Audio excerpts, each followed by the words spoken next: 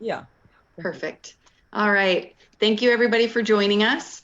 Welcome again. And I know it's super early. So again, I know, thank you. Hopefully everybody's got their coffee in hand. I know Silky does. Her Pikachu cup. There you go. So I want to start just by introducing myself. My name is Nikki. I'm the VP of Development for Palm Beach Tech. We are a tech nonprofit, started about 5 years ago. We actually have our 5th year anniversary tomorrow.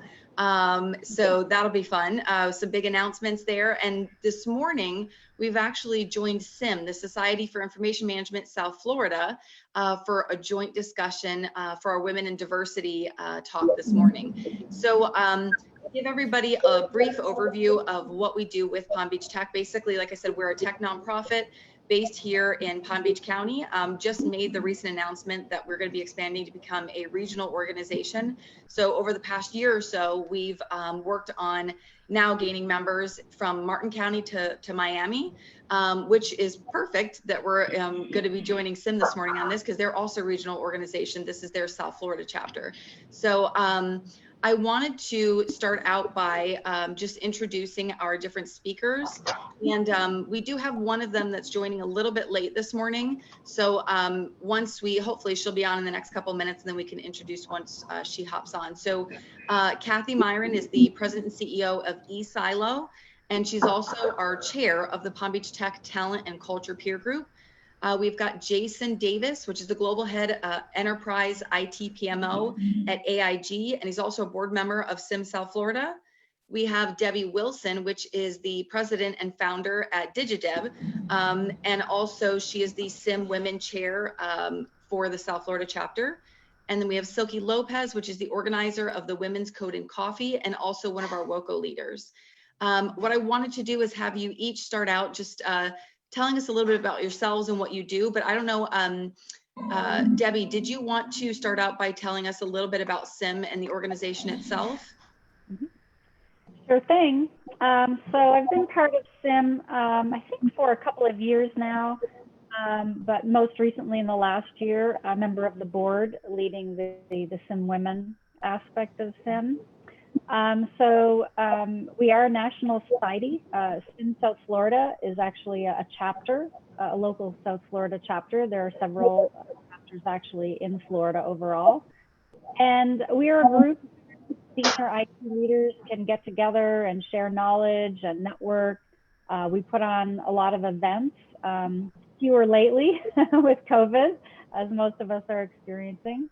But lots of different events associated with education, associated with networking, that sort of thing.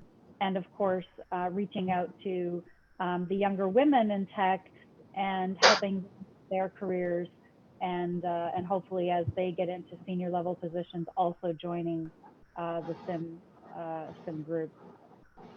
So a little bit about myself. I've been working in IT for over 30 years. And that's for working for very large global multinationals. So I've traveled globally for most of my career. I've lived abroad for the last several years of my career. And about 18 of those 30 years, I've worked at VP and C type roles. About 2 years ago now, I decided to big global multinational corporate life and go it on my own. So a bit of a risk, taking a chance on me, I guess. And I launched Digideb. And Digideb is, it's about digital business transformation. Of course, that's what most companies are focused on right now. So my company actually helps other companies in either updating or developing their digital strategies, developing their plans, looking at gaps that they have in their organization, whether that's cultural gaps, skills gaps, et cetera, how to fill those gaps and be successful with their digital plans. So it's been an exciting and rewarding time in my life and career, that's for sure. And I look forward to today, and thank you, Nikki, for having us. Of course, thank you. I appreciate the overview. I figured it'd be better coming from you than me. Jason, did you want to introduce yourself for us too? Sure. Thank you, Nikki, and good morning to everybody. My name is Jason Davis. As Nikki mentioned, I'm I run the global project and portfolio management organization for AIG, large global insurance firm based in New York. I've had the pleasure of being in South Florida though for the past 6 years, and don't have any plans to change that moving forward. And one thing I'll say about COVID is it has certainly awoke the entire globe, I think, about the capabilities of working remotely. So I think that's been a very positive thing, actually. Just a little bit about me.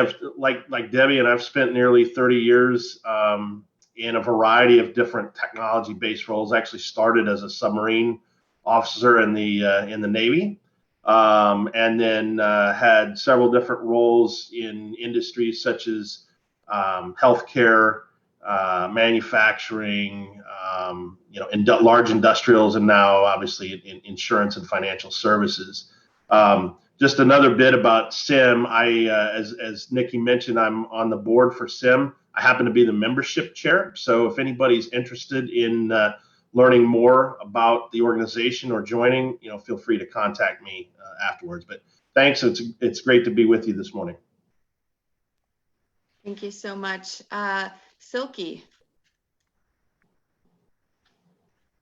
Hi, everyone. So my name is Sykle Loez, and I'm a senior UX designer for DICOM, but also the organizer of Women's Code and Coffee. And this group started a year ago in partnership with DICOM and Palm Beach Tech to provide not only introductory workshops, but also networking events where attendees that may have no knowledge or any skills with tech to start up a new career or skill up or find any other like-minded peers, and found that to be very helpful for them to gain confidence and partner them up with a mentor within the area that they were trying to skill up in. We also provided resume reviewing and more. And before the pandemic, it was really picking up, and I had a lot of Palm Beach State college students coming in, which gave them a sense of, oh, there's a lot of other people that have all these same questions. So now I'm not scared to ask them. So that's where Women's Code and Coffee was. But now that it's virtual, looking to make it into more of a mentorship circle to resource share and help them out with one-on-one mentoring as well. A little bit about me. Perfect. Thank you, Silky. And last but not least, we've got Cathy.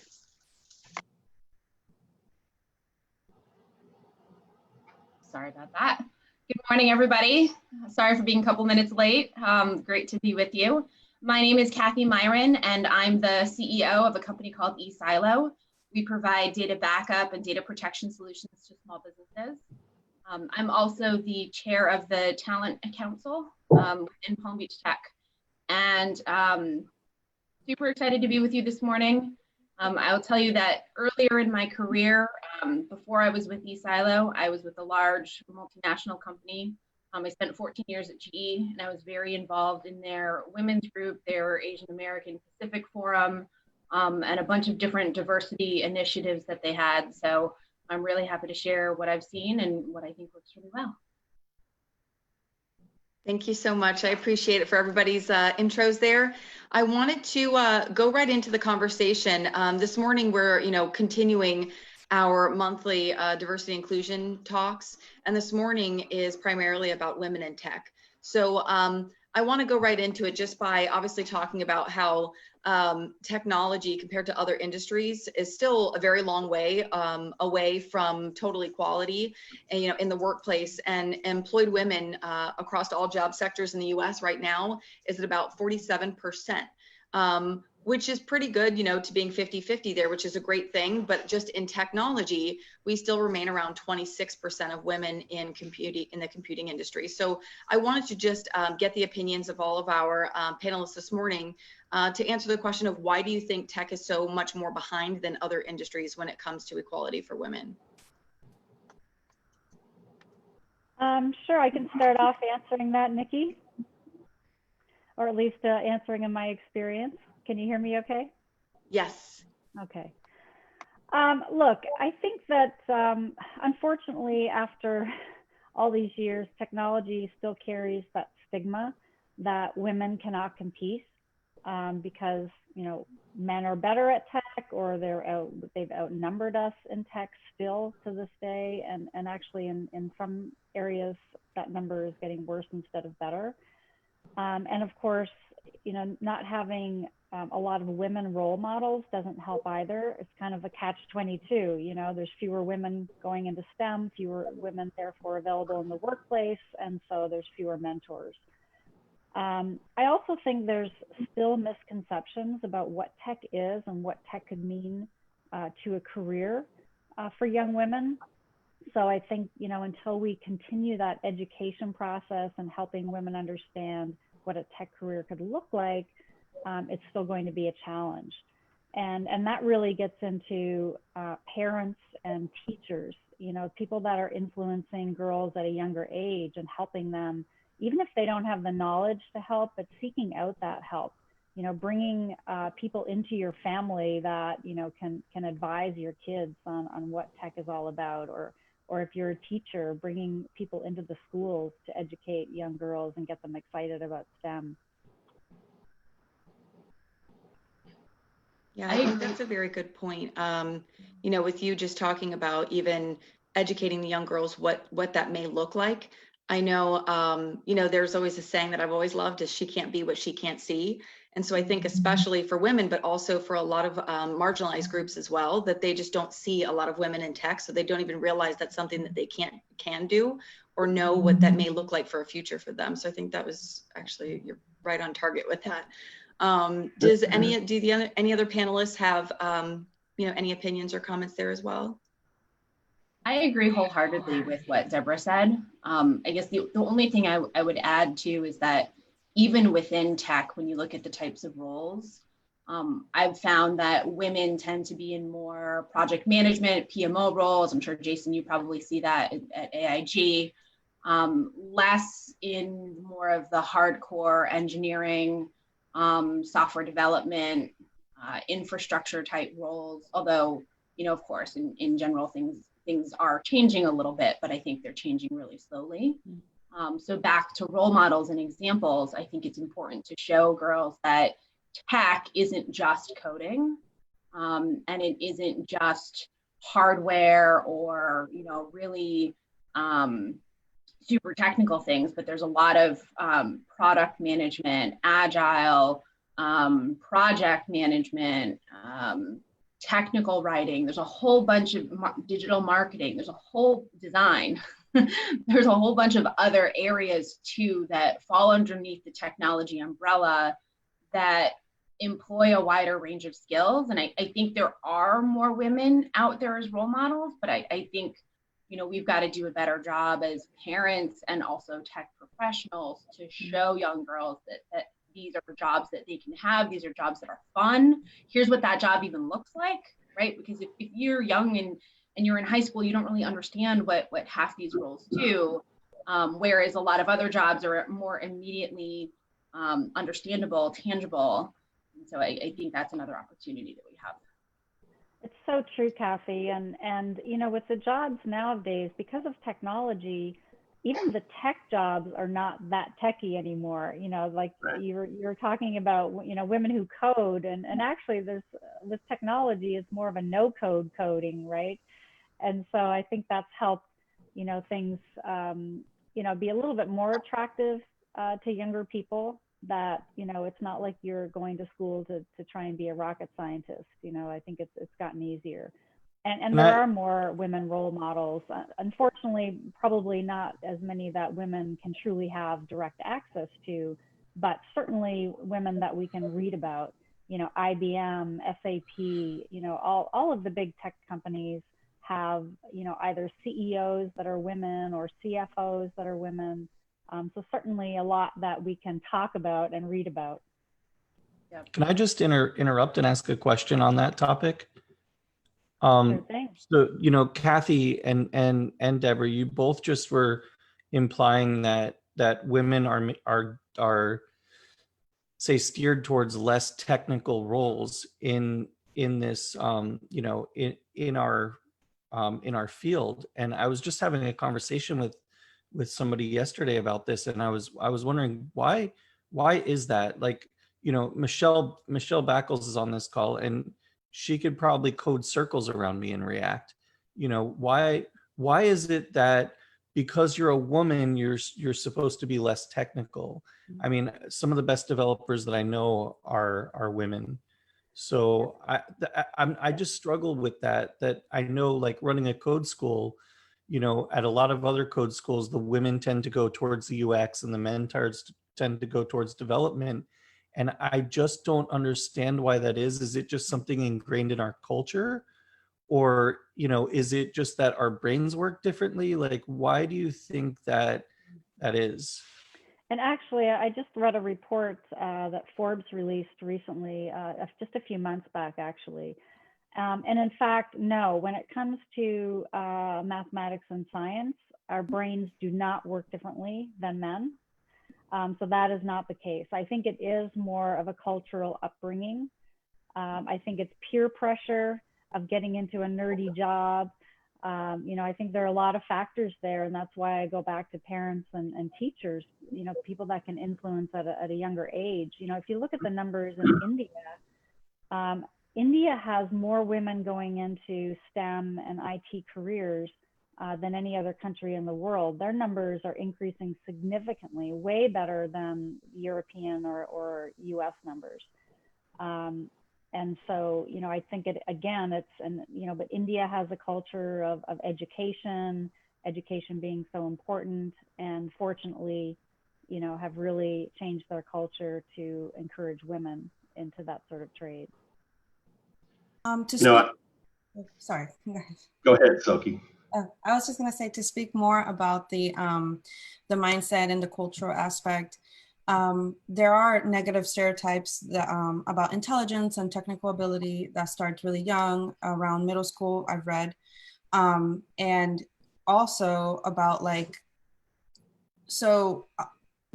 simple jokes as if you're Asian but you're not good at math, they'll say, oh, that's pretty terrible of you, or things like that, small jokes, or saying, you know, like there are some things that start really young and then it follows you if you don't see the diversity in leadership, if you don't see CEOs and CIOs coming out to talk about these things, and just blaming it on the pipeline, because the pipeline is not really the problem at all. Because as you were saying, there's a lot more Indian women, a lot more women of color putting out their resumes, but they're saying, oh, the pipeline. No, it's a lot of demoralization and demotivation that happens during that whole trajectory into managerial roles and leadership roles and things like that. And sadly, sometimes companies and organizations fall into a whole tokenism where, sure, they'll bring in a person and a woman of color just to check that box off, but not really work on the inclusive part. And that's all I wanted to mention there. Yeah, just to follow up to that point, actually, and what I was going to add was I do think, you know, I mean, and obviously I'm coming from this from a different perspective and not sharing the same experiences that the female leaders on the panel have, but I do think a lot of it does start early, and you know, how we, you know, as a culture, as a society, how we influence young girls and young women around the career paths that they're going to choose. But what I was going to take it from was, you know, actually building on Silky's last point about the pipeline. I think part of the challenge and things that we can do as leaders today in whatever company that you're in, I think you have to you have to challenge, like in a large organization, the talent acquisition portion of your organization. Quite often, it's kind of that unconscious bias where, you know, you get a slate of candidates for an open role, and well, there's not, you know, maybe there's one woman on there, or maybe there's one person of color on there, maybe there's none, and you know, the answer you get back from talent acquisition is, well, you know, these were the best candidates that we could find. And I've actually had the fortune of having a couple of very good female leaders that you know, that I've worked for in the past, and you know, one of the things that stuck with me is don't accept that. Don't accept if females or, you know, any other underrepresented population represents a certain percentage of our population, those candidates are out there, right? You might have to work a little bit harder to find them. You might have to work a little bit harder to, to put together a diverse slate. But as a hiring manager, don't ever accept, a slate that doesn't have diversity in it. And that doesn't mean, you have to hire somebody because you're trying to meet a quota. It means you need a slate of candidates that represent a diverse population. And that is something tactically I think we can all do, when we have opportunities. And, until that starts to happen, that acknowledging that bias, that you look at the slate, you're like, well, okay, I know there's not that many female candidates. There's probably not that many that would qualify for this job. So it doesn't, if you go in with that mindset, you're just going to perpetuate, I think, the problem instead of trying to, positively address it. Yeah, I agree with you, Jason. I was reading some stuff this past week up until, this panel discussion, and there was an article that was perfect exactly about this, and it was basically not accepting that as just an answer from HR or talent acquisition, and setting those standards and being very intentional about it. And once it's a standard in the company, that's just what everybody has to follow, and that's just how it is. It's not an exception of, oh, I just couldn't find enough people, and allowing that just to be an excuse. I thought that was really important. And there was actually some comments in chat too. Jamie, hi Jamie, she was my old boss. She said it's programmed in from high school boys and are led into science and math, and girls are not. I've got one of each too, and I noticed that the school very much already does that. It's, the girls are arts and crafts and after school and things like that. And, they're playing with their dolls over to the side, and the kids, my son is always like in the computer lab, and I still already have an issue, even though mine are 8 and 12, is telling them, you can go do that too. Go with your brother, go to the lab. And so I think it definitely does start early. And I think it's great that a lot of organizations, even like ourselves, at Palm Beach Tech, right now we're working with like the high schoolers in the Palm Beach County and Broward County School District, and trying to show them like what careers in STEM there are. We've got a summer webinar series that we're doing with them right now. And as proud of I am of that, I still think it starts before that. It starts elementary, middle school, because that's for me where I already started seeing in my kids.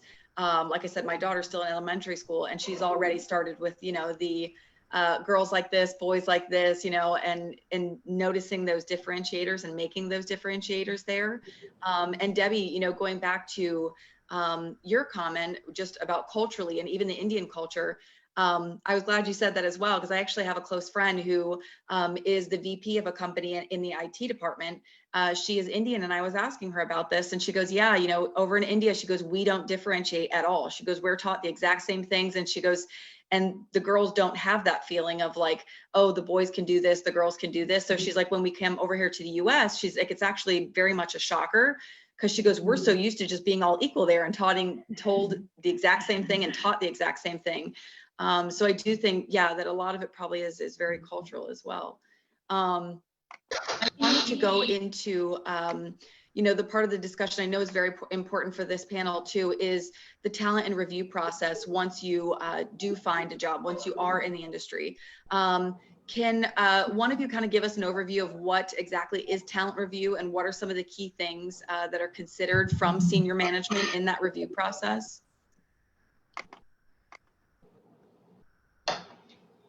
Sure. Okay, go ahead, Jason.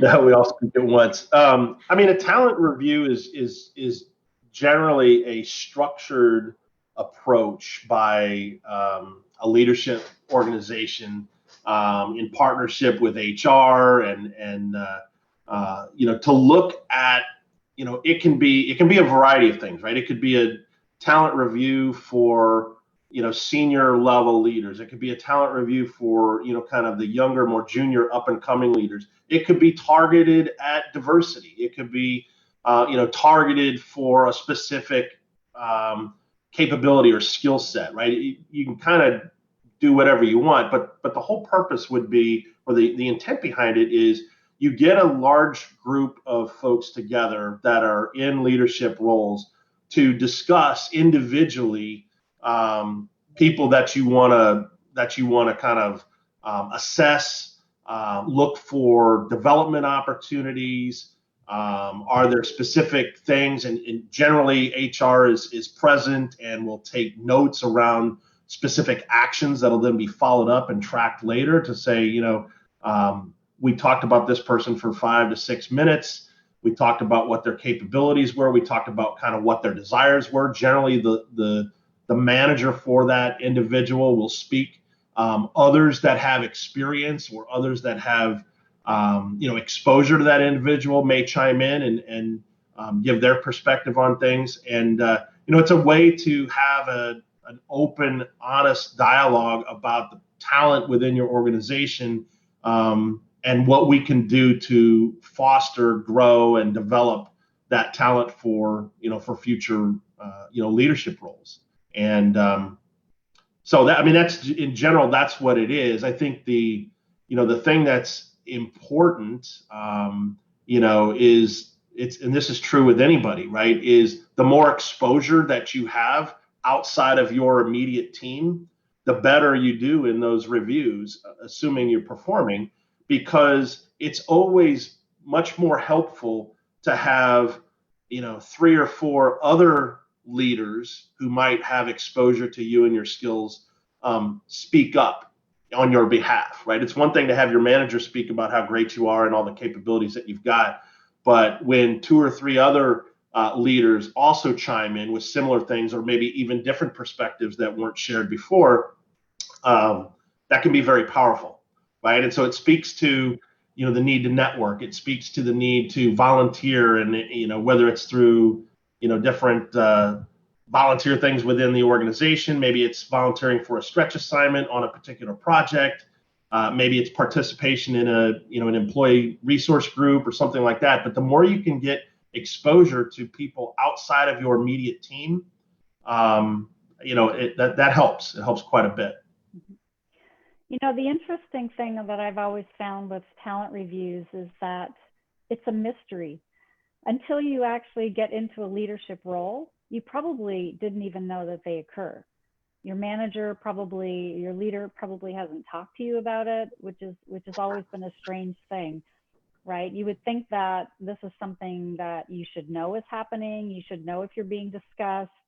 Your leader should give you feedback about, but for whatever reason, it's an entirely different process and a different time of year that it occurs than performance reviews. So it's not a discussion about performance, it's a discussion about potential.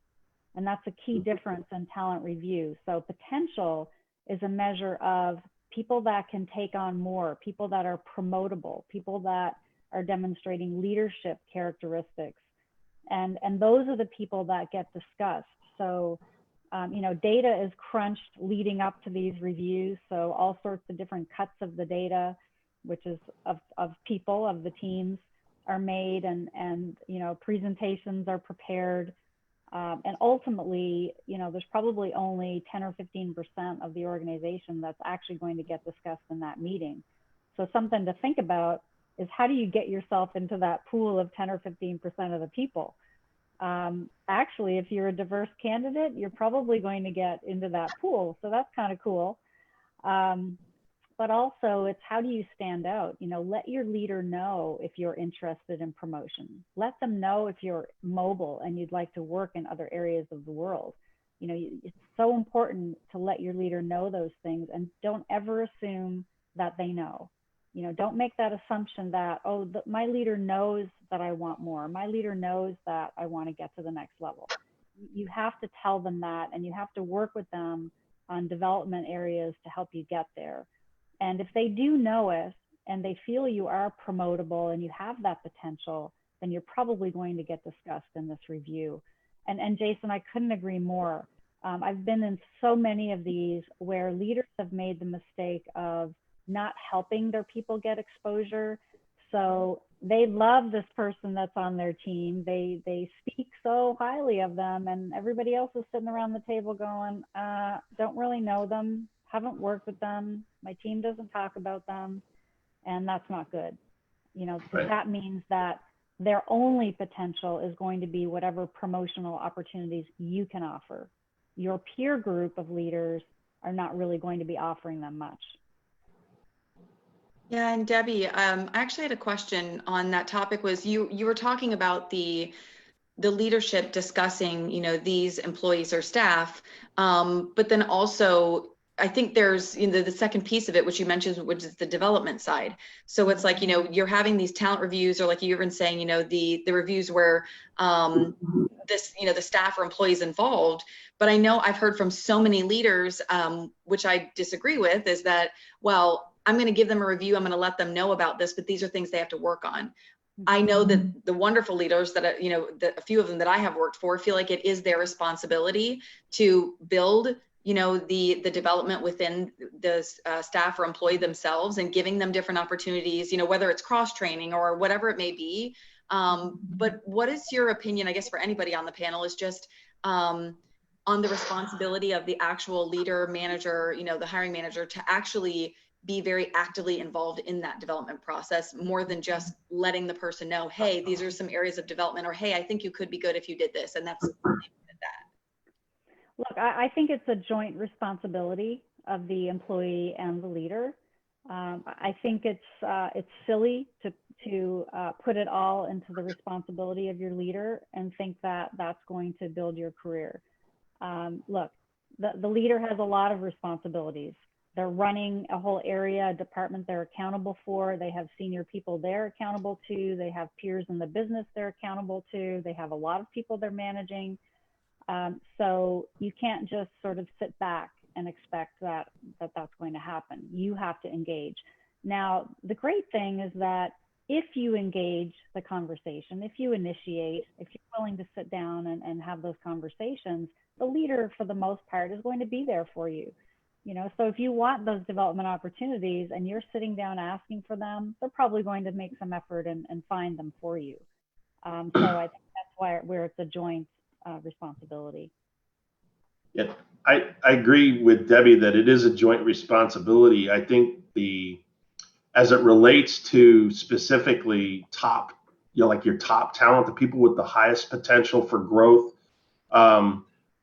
I've generally seen, though, the organization and the leadership team in general take a more active role and a more, proactive role, I guess I should say, in that development of that pool of people. And really the whole idea, I mean, it's not rocket science, right? The whole idea is, if this is your top talent, these are the people with the most potential for growth into other leadership roles. You obviously want to nurture and retain that talent, because the reality is, especially when you've got a strong market, if people don't feel that they're getting that kind of growth opportunity, they'll find it elsewhere, right? And that becomes obviously an expensive and time-consuming and impactful thing when that starts to happen, if you start to bleed really good talent.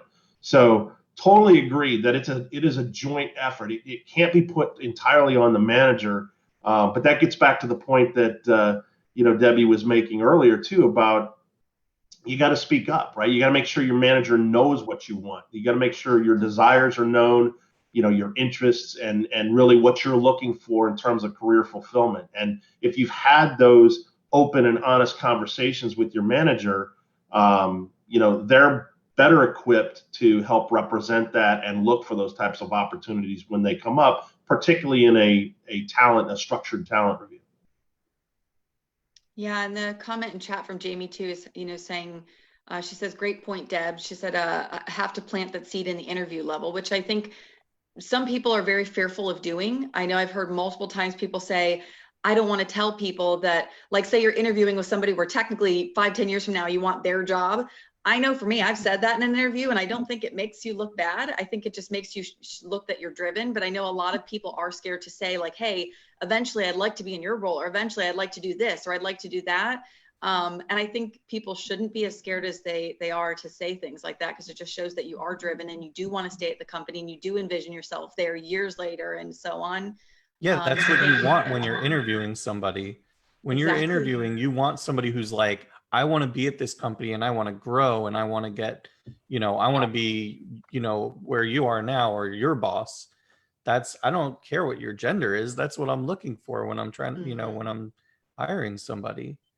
And I think that, Exactly. that's something that sometimes, men tend to be a little more aggressive in that regard.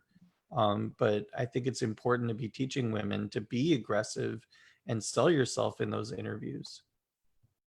Yeah, and going to that point too, Todd, that was actually one of my questions also here was, I think generally, I think women are taught so much to be more quote unquote ladylike. And so we tend to be quieter or scared to speak up and say things. I mean, you know, I think because of that, because we're quiet, a lot of times we are passed over for jobs that maybe, maybe we're just as equally, qualified for, but because you've had somebody that was much more vocal and saying, hey, I want that role, maybe that is one of the reasons that a guy gets it. It has nothing to do with the boss or hiring manager, promoting that person over you. It's just that they didn't know that you actually wanted it. They didn't know that that was, a role that you wanted to be placed in, and just learning to speak up.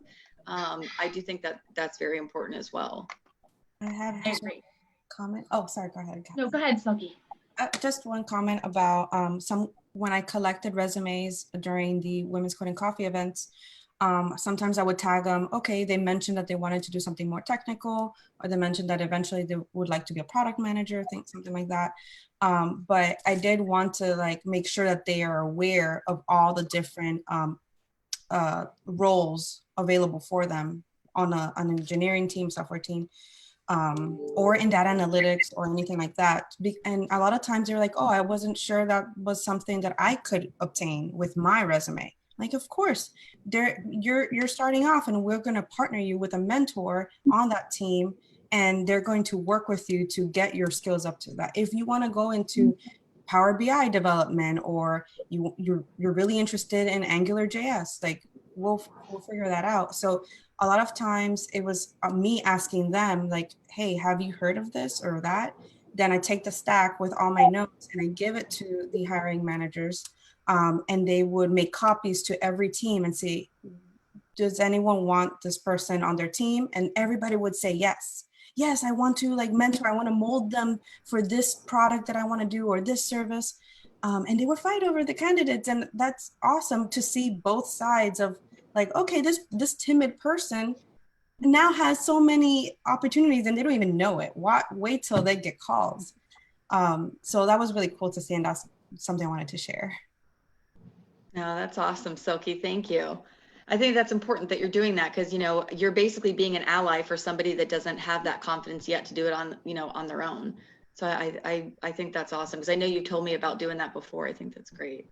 And I think One of the go ahead, Cathy. On the topic of confidence and speaking up, I forget where I heard this, but someone told me that if there was a job posting with 10 requirements, a woman would wait until there were 9. She met 9 of the 10 criteria before she would apply, whereas a man would have no problems, raising his hand and applying and saying that he could be able to fulfill that job if he met only 3 or 4. And I think what Silky just mentioned is a really good example of why mentoring and kind of outreach is so important to help build up the women in tech. Because they may not be as vocal or confident. I think that outreach and asking them, helping to probe and connect them and be an ally for them is really, really important. And so for those of us, back to kind of how do women in tech rise into leadership roles and managerial roles, because we all agree that we don't have enough of them right now, is I think we have to help them. Women who get to higher ranks have to turn around and help pull the next generation up. Cathy, Yeah, I agree. And I think that sponsors are actually, you mentioned mentors, but I think sponsors in your company are actually key to that as well.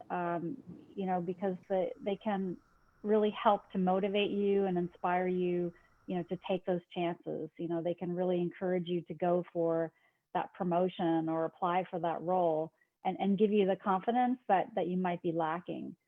They can also point out the value that you do bring, or could bring to that role that you didn't recognize yourself. And the fact that they're a sponsor, they could even have an influence with potentially the hiring team or the hiring manager.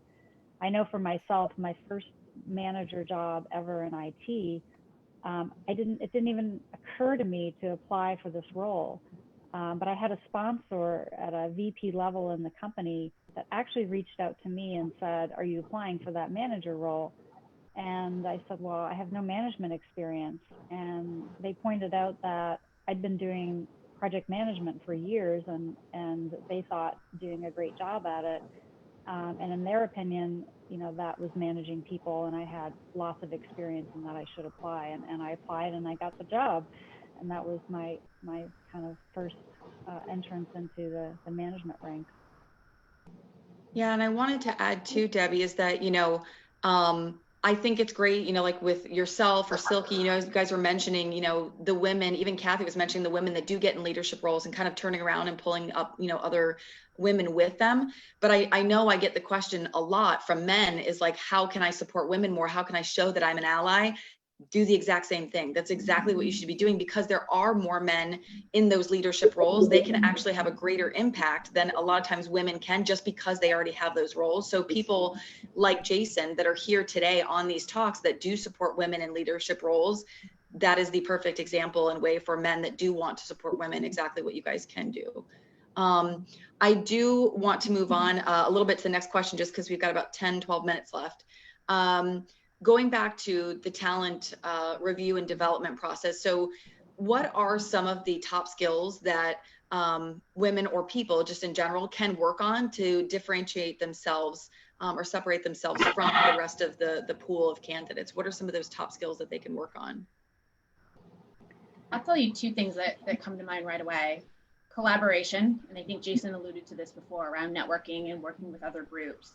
I think that A, helps you get noticed, but also B, it might have been a point that Deborah brought up, but if you have a manager or a leader who is a little bit more selfish and wants to keep you in their team, this helps you get out and known in a wider community. So I think that is absolutely critical. And the more value you provide to your peers and visibly help them with their projects, their problems, that becomes known, and you get a hallway reputation for that, and that is so important. So I think that's one.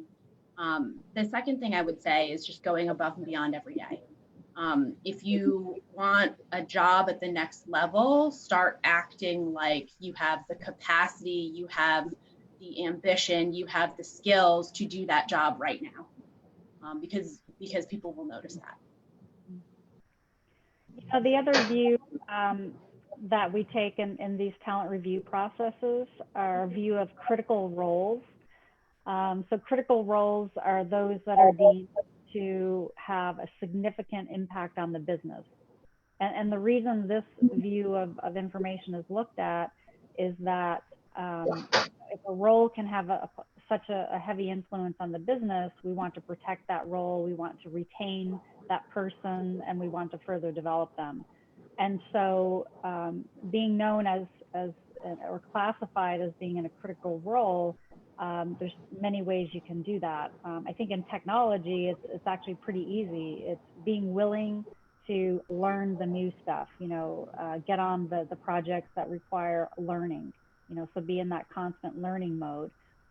So if you're on a project that's going to have a significant impact on the business and you're learning something new to be able to execute that project, you have more likelihood to be viewed as critical.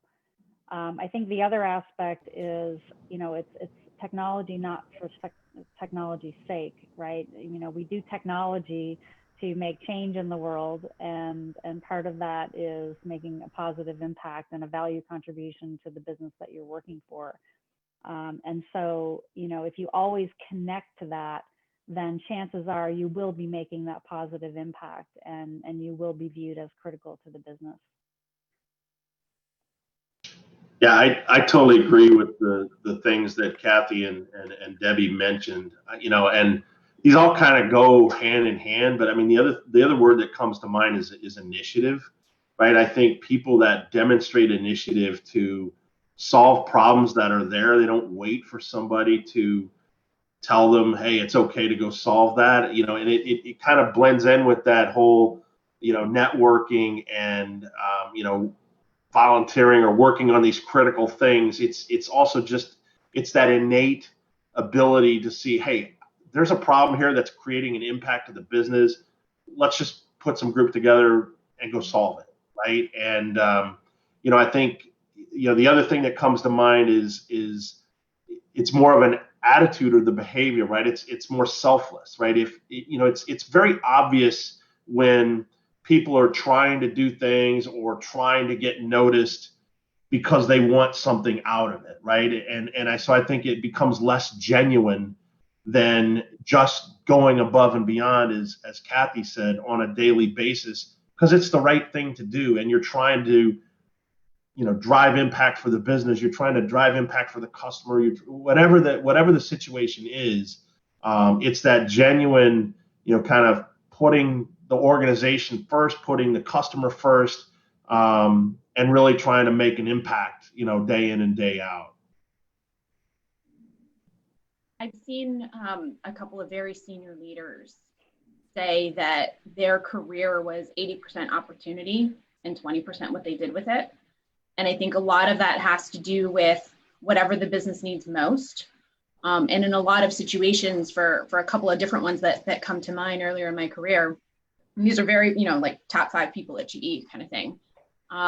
They had said that at various points in their career, they were asked to take the job that nobody wanted. Yeah. The tough business turnaround, the really challenging, never done before thing. And as much as they probably didn't want the job at the time, or maybe were really nervous about taking that on because, what if I fail? What if I'm not successful? They realized that there was really nowhere to go but up. And if you run towards the problem instead of away from it, and you're able to do a decent job, if not a good job, then that's how you get noticed. And also that's how you make a really big impact for the company. And people remember that. Mm-hmm. I love that, Cathy. Thank you. I did want to talk a little bit too about just the hiring and recruiting process. How do you think that within the companies here that we can start actually building the capability or even teaching the recruiting teams and HR teams, giving them those tools that they need to understand where the female, talent communities actually are and how to reach them? Because I know that's one main issue is that we hear all the time is, well, I don't know where to find this talent, or like Jason was referring to earlier is, oh, these are the only people I could find. How can we actually teach our recruiting teams, HR teams, where to find the female talent and how to actually reach out to them? Quickly, I would say off the top of my head that there's a lot of great grassroots organizations. There's a lot of great colleges too, historically Black colleges as well that you can partner with. I know that at least DICOM partners very closely with Palm Beach State, especially like people who are getting a second chance at life and things like that. But also, there's a lot of minority institutions that they could pull together a list, share it. But I do see that there's a lot of groups out there that they can talk to and say, okay, well, let's see what we can do to get them in the door as fast as possible and get them partnered with a mentor with an organization. I think for companies, and look, over the years, I've seen companies insource recruitment, outsource recruitment, insource recruitment again. So I've seen the whole cycle come back around again. And in my experience, what works best is if you have a combination of insourcing and outsourcing.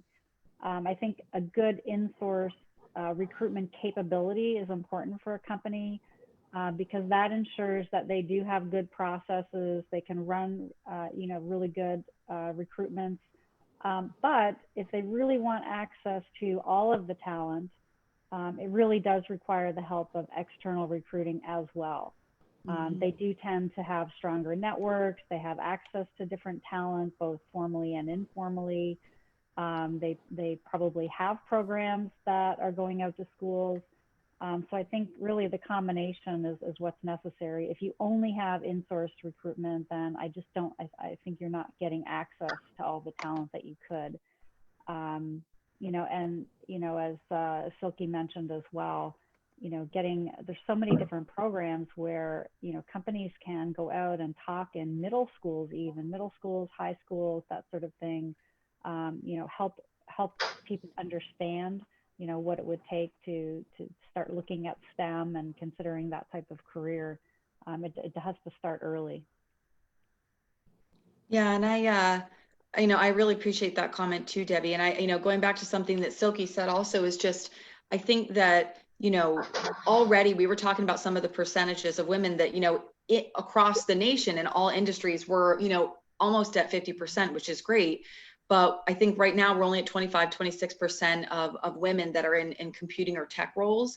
And, she had mentioned even some of the different cultures is, when it comes to African American, Asian, Hispanic women, even though everybody sees the 26% as being so low, once you actually include any of the marginalized groups, it's actually between 2 and 5%, 2 and 6%. So it's much lower.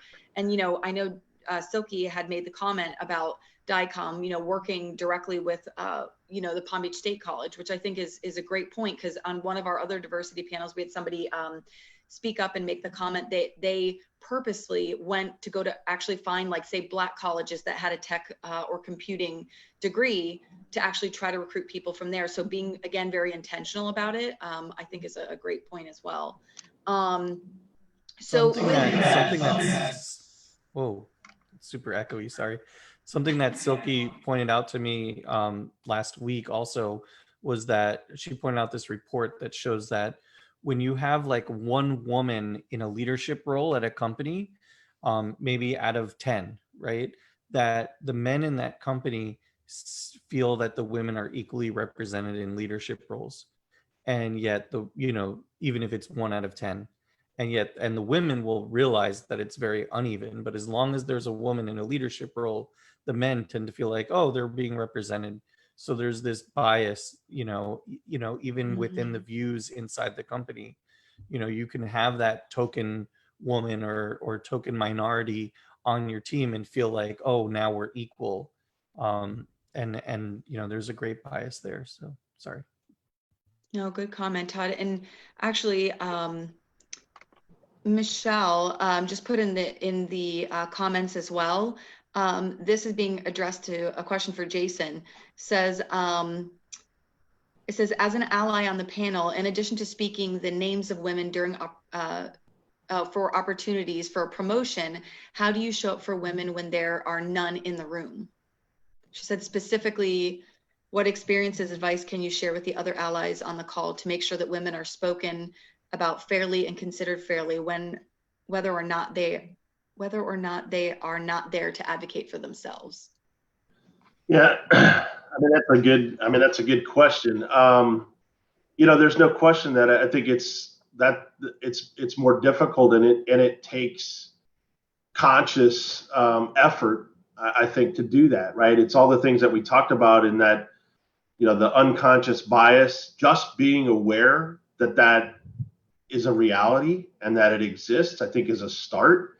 I saw, folks had, commented earlier, we talked about, I think Silky, mentioned or Cathy, I can't remember who, the little microaggressions about, just little jokes or just little comments and stuff like that. I think I don't care whether we're talking about women or minority groups, you just, as a leader, you can't allow that to happen. Right. So I think, one of the things you have to do, and you have to be conscious about it, is don't let those things slide if you hear something like that. And as far as trying to advocate for people, even if they're not in the room, I think it comes back to, you got to know your organization. You got to know the individual, what their strengths are, what their desires are, and, represent them, even if they're not there to represent themselves. It's much easier to do when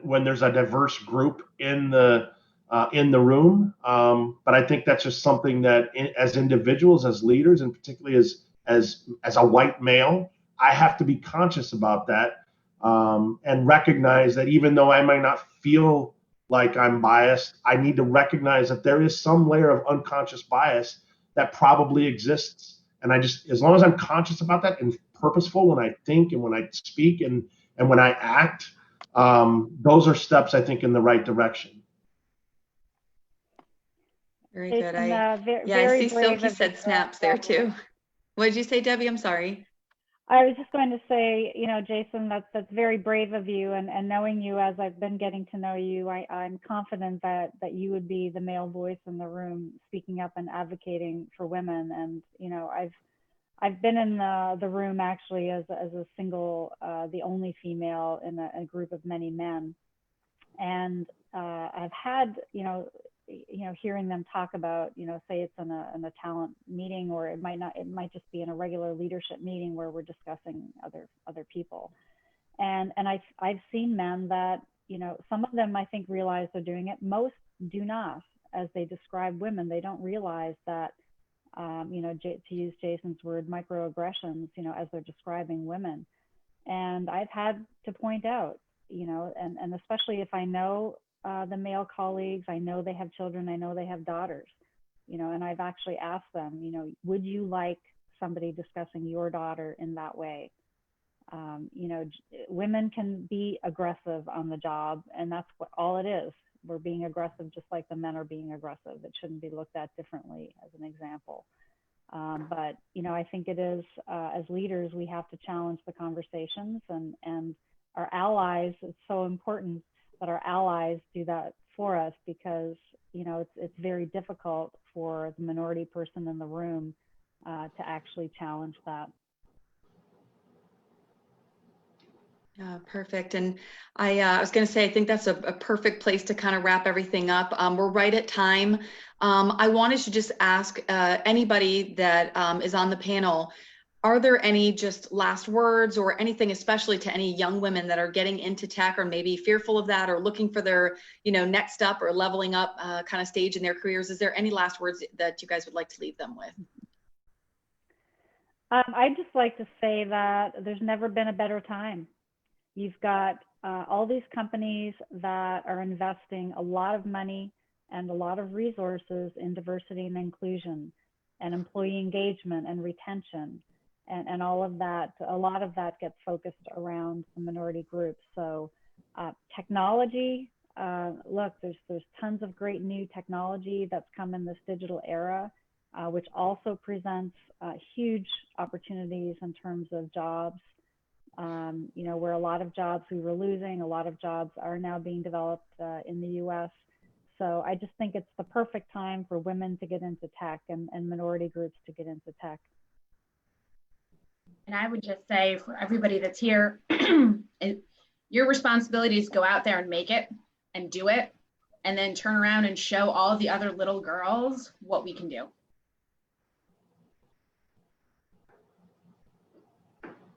Exactly. Yes, I see Silky with snaps over there. And to continue on that note, don't be afraid. I would tell them, don't be afraid to ask and to reach out for help. There's always going to be someone willing to help. So I think I want to always say that I generally believe that people are good. So that's all I'm going to say.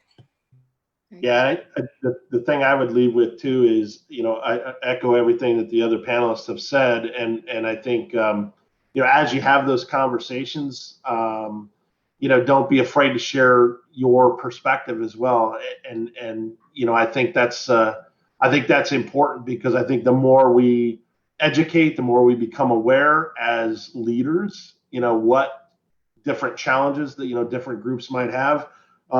It helps, it helps strengthen not only the individual as a leader, but the organization as well. So I think part of that, you can think of it kind of a reverse mentoring, right? I mean, I think there's things that we can do to help bring that next generation up, but I think that next generation can also help coach and informally, educate, the existing leaders as well.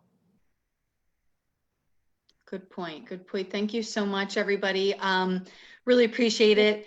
Again, we're right at time, so this was perfect.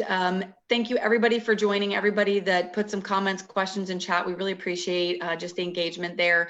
And hopefully everybody has a great day and they took a lot from this morning. Thanks, Nikki. Thanks, Nikki. Thanks, Thank everybody. Thank you all. Have a great day.